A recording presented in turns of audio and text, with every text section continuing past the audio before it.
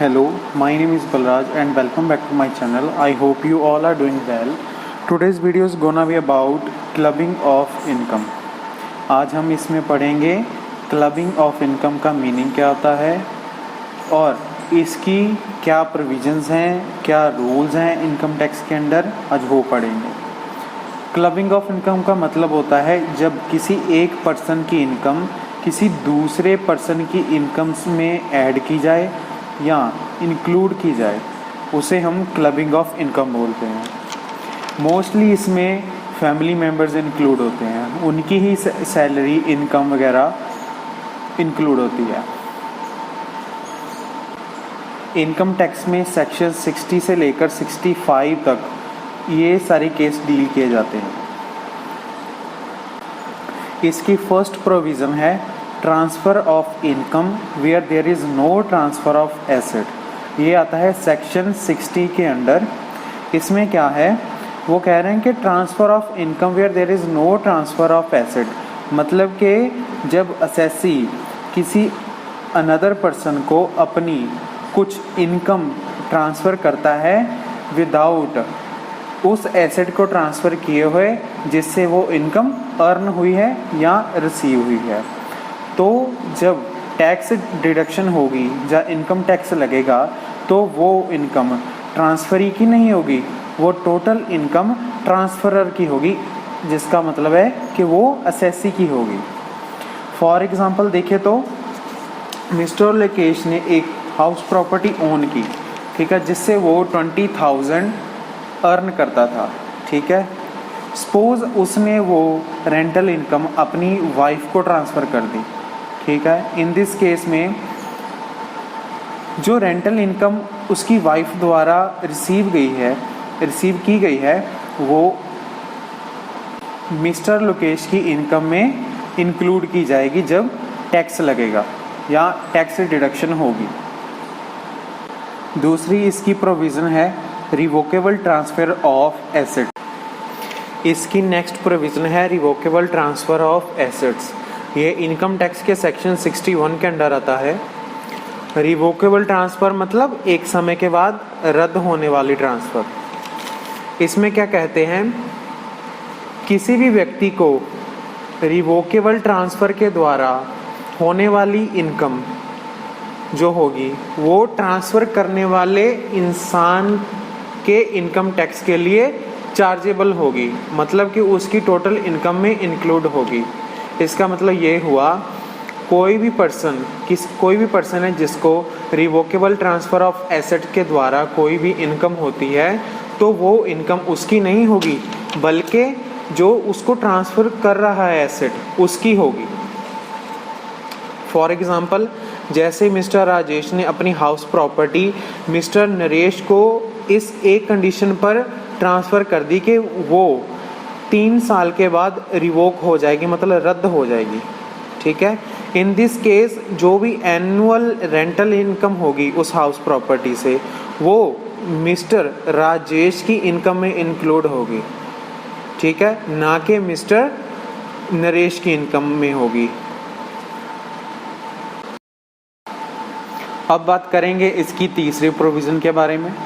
इसकी तीसरी प्रोविज़न क्या है, एनी सैलरी, कमीशन, फी और any other remuneration received by spouse from a concern in which other spouse has substantial interest, ठीक है। ये प्रोविज़न आती है सेक्शन 64(1) सबसेक्शन 2 में, ठीक है।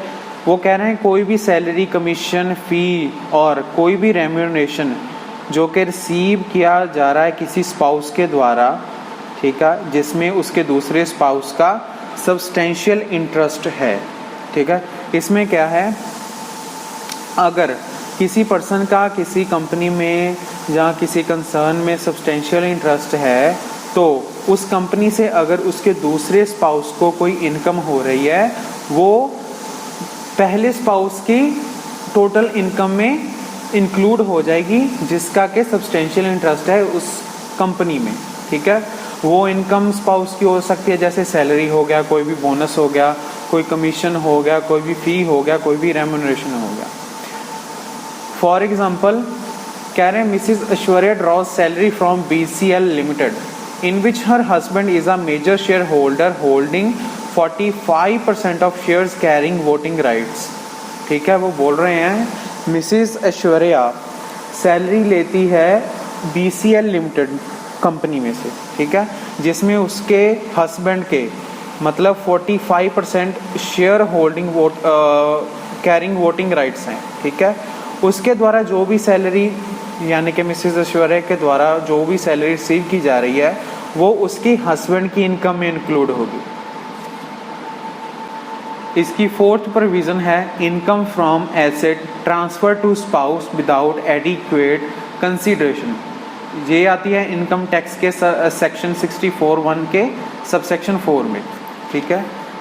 इसमें क्या कहते हैं कि अगर कोई इंडिविजुअल अपना कोई भी एसेट ट्रांसफ़र करता है अदर देन हाउस प्रॉपर्टी के, ठीक है, अपने स्पाउस को बिना किसी एडिक्वेट कंसीडरेशन के, देन जो भी इनकम उस एसेट से उसके स्पाउस को अर्न होएगी, ठीक है, वो ट्रांसफरर की टोटल इनकम में ऐड होएगी, ठीक है, मतलब जो कि उसको ट्रांसफ़र कर रहा है वो एसेट। फॉर एग्ज़ाम्पल जैसे कि मिस्टर शिव हैं, वो अपनी वाइफ प्रिया को सेटा लिमिटेड के 50,000 के डिवेंचर्स ट्रांसफ़र करता है ड्यू टू नेचुरल लव और अफेक्शन की वजह से विदाउट एडिक्वेट कंसीडरेशन, ठीक है।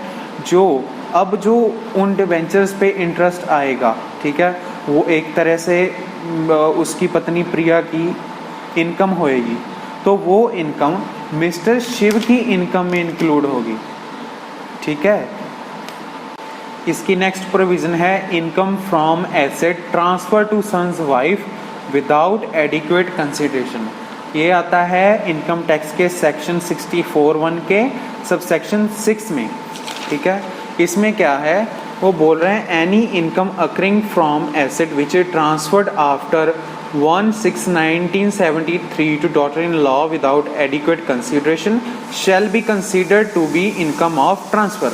वो बोल रहे हैं कि कोई भी इनकम, ठीक है, आफ्टर मतलब 1 जून 1973 के बाद किसी भी डॉटर इन लॉ को बिना किसी एडिक्वेट कंसिडरेशन के ट्रांसफ़र की गई है, उससे जो इनकम अर्न होगी वो ट्रांसफरर की इनकम में इंक्लूड होगी, ठीक है।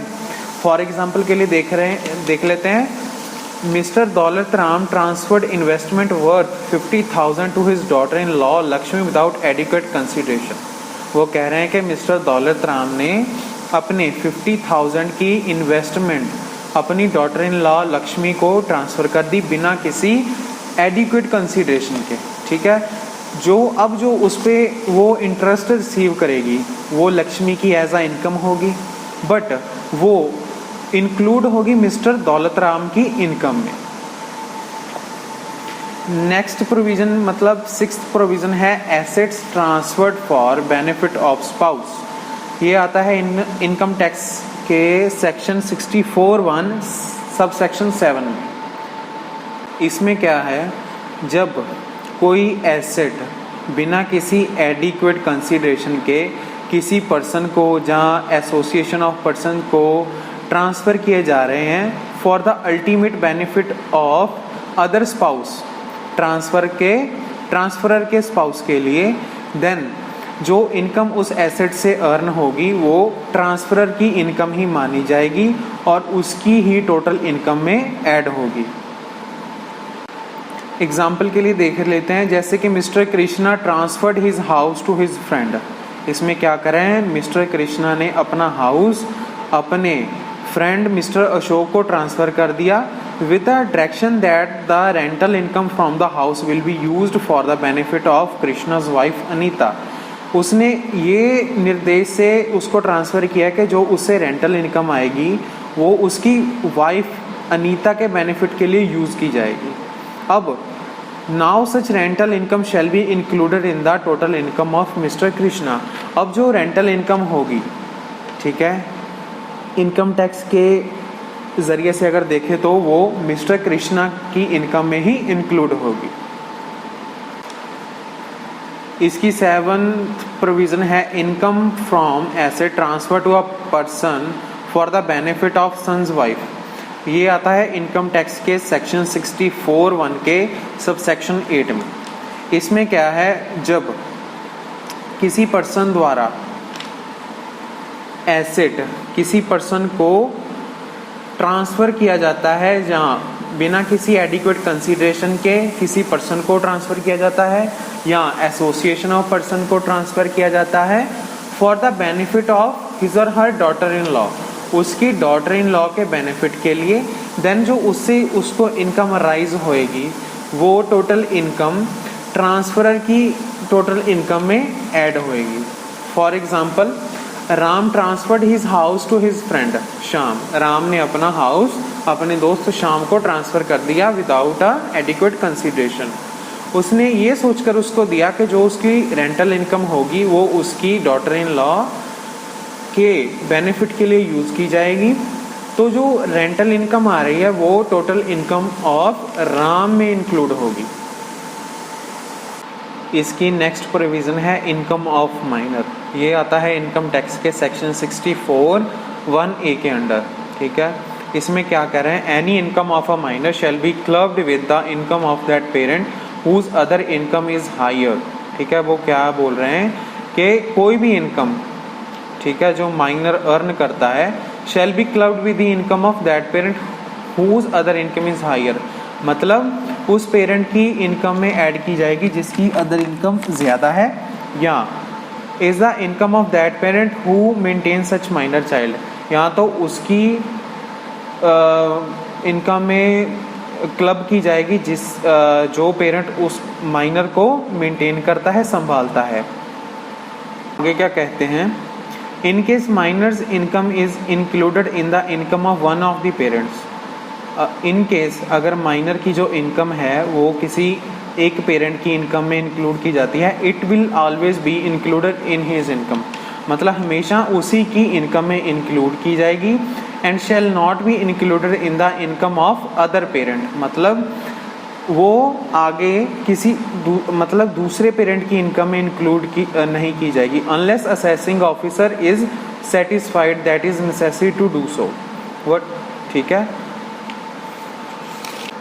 ये प्रोविज़न किसी सर्कमस्टांसेस की वजह से कई बार एप्लीकेबल नहीं होती, जैसे कि manual work done by minor child. अगर कोई बच्चा मैनुअल वर्क करता है उससे उसको जो इनकम होती है वह वो उसके पेरेंट की इनकम में इंक्लूड की नहीं की जाएगी। और बी क्या है, activity involving application of his skill, talent, specialised knowledge and experience, मतलब कोई भी एक्टिविटी, ठीक है, जिसमें उसकी स्किल और टैलेंट और एक्सपीरियंस लग रहा है, उससे जो इनकम होगी वो भी उसकी इनकम में क्लब नहीं की जाएगी। तीसरा, income of a minor child who is suffering from any of the डिसएबिलिटीज specified under section 80U shall not be clubbed. अगर माइनर चाइल्ड है और वो किसी डिसएबिलिटी से सफ़र कर रहा है जो कि सेक्शन 80U के अंडर आती है, वो इनकम भी क्लब नहीं की जाएगी।